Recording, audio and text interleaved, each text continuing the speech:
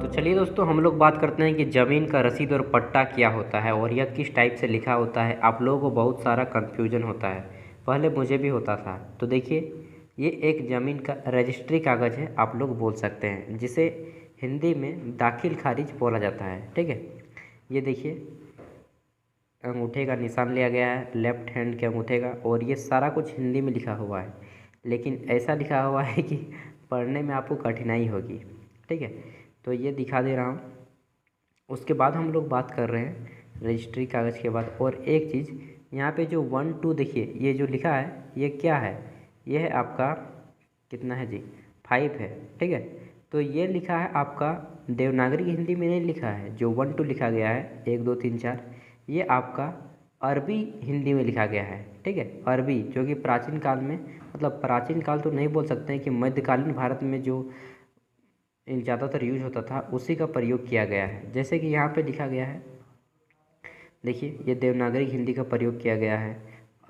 Sorry, Devanagari का नहीं, अरबी हिंदी का प्रयोग किया गया है। देखिए यहाँ पर भी 241 लिखा गया है, 241। ठीक है, तो ये सारा देवनागरी हिंदी का प्रयोग नहीं करके अरबी हिंदी का प्रयोग किया गया है।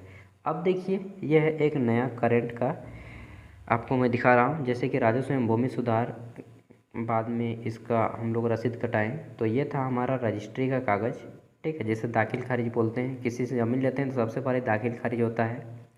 उसके बाद उस ज़मीन को ऑनलाइन करवाना होता है और ऑनलाइन में नाम हस्तांतरित किया जाता है। ठीक है, राजस्व एवं भूमि सुधार विभाग नामांतर शुद्धि पत्र, यानी कि जिससे आप ले रहे ज़मीन उसके बाद दूसरे के पास ट्रांसफ़र होगा, तो ये ऑनलाइन कराना होता है। जैसे कि ये झारखंड सरकार का है, जो भारत के कोई भी राज्य हो, इसी तरह का सभी का होगा। ठीक है, अब देखते हैं तो रसीद, ये चीज़ हो जाने के बाद आपको प्रत्येक वर्ष ज़मीन का रसीद कटाना होता है।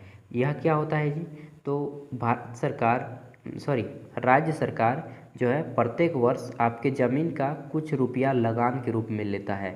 लगान बोले तो क्या, लगान का मतलब होता है टैक्स।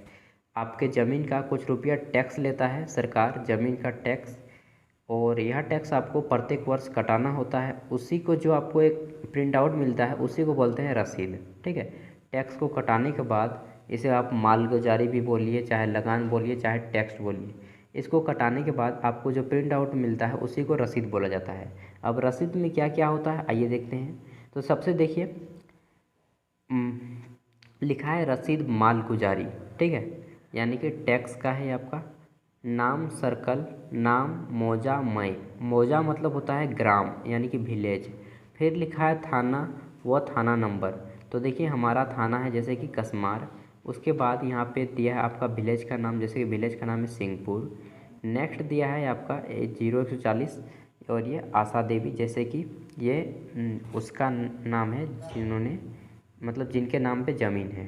ठीक है, फिर है यहाँ पे आपका, इधर देखिए, तो ये सारा उतना कुछ मायने नहीं रखता है, पेज नंबर वगैरह वगैरह है। यहाँ पे सबसे ज़्यादा मायने रखता है खाता संख्या। तो देखिए, अकाउंट नंबर है खाता संख्या, यह है हमारा 17। कितना है, खाता संख्या है 17। फिर आता है नेक्स्ट खेसरा संख्या। खेसरा संख्या को दोस्तों प्लॉट नंबर इंग्लिश में कहा जाता है। प्लॉट नंबर क्या कहा जाता है, प्लॉट नंबर। ठीक है, और हिंदी में खेसरा संख्या। देखिए खेसरा संख्या कितना है, 653 है, ये खेसरा संख्या। नेक्स्ट आता है रकबा। रकबा एकड़ में होता है, मतलब कि आपके पास कितना ज़मीन है। तो 0 एकड़ मतलब कि एकड़ तो नहीं है भाई, हमारे पास डिसमिल है। कितना है, 12 डिसमिल। अगर आपके पास 4 एकड़ होता है तो 4 एकड़, मतलब जितना भी एकड़ होता है एकड़ में, फिर डिसमिल में, उसके बाद उससे भी ज़्यादा है तो हेक्टर में हो जाता। ठीक है, तो ये यहाँ पे दिखा जाता है। ये ज़मीन कितना है, 12 डिसमिल है। यहाँ से आप देख लीजिए, खाता संख्या, प्लॉट नंबर जिसे खेसरा संख्या भी बोला जाता है, फिर आता है रकबा, यानी कि कितना ज़मीन है, तो 12 डिसमिल ज़मीन है। नेक्स्ट हम देखते हैं, तो यहाँ पे आपको डेट लिखा हुआ कि किस साल में कटाए हैं। तो यहाँ पे देखिए, सबसे पहले बात करेंगे कुल बकाया, टोटल यहाँ पे पेड। देखिए टोटल पेमेंट कितना काटा गया है हमसे, 24 रुपया 50 पैसा, क्योंकि 12 डिसमिल है तो ज़्यादा नहीं कटेगा। इसी तरह अगर आपका एकड़ में होगा तो वही 400-500 के आसपास में आ जाता है। ठीक है, जैसा आपका रहता है फीस उसी तरह। एंड देख लीजिए कुल बकाया यहाँ से कि कितना आपका है वो चीज़। नेक्स्ट है तारीख अमला तहसील कुंद, ये क्या लिखा है जी, मतलब कि आपको बता दे रहा है कि किस डेट को आप यह कटाए हैं, यानी कि टैक्स कब पेड किए हैं, लगान किस डेट को आप दिए हैं। तो देखिए 13/5/2022 को हमने लगान यानी कि टैक्स को पेड किया है, तो वो डेट है यहाँ पे दिया हुआ, ठीक है। फिर यहाँ पे आपका यहाँ पे बता दिया गया है कि यह एक कंप्यूटर जनित प्रति है, यह प्रपत्र केवल प्रार्थी की जानकारी के लिए है, किसी भी प्रकार की अशुद्धि के लिए संबंधित अंचल अधिकारी यानी कि सीओ, जिससे आप लोग सर्कल ऑफिसर बोलते हैं, उससे आपको संपर्क करना होगा, ठीक है। फिर यहाँ पे दे दिया है 2 गज की दूरी, वो वाला कोरोना वाला। तो ये था आपका, समझ गए। अब आपको कुछ भी दिक्कत हो तो आप हमें कमेंट करके पूछ लीजिएगा कि कहाँ पे रसीद की कौन चीज़, मतलब कुछ भी डाउट हो इससे संबंधित तो पूछ लीजिएगा।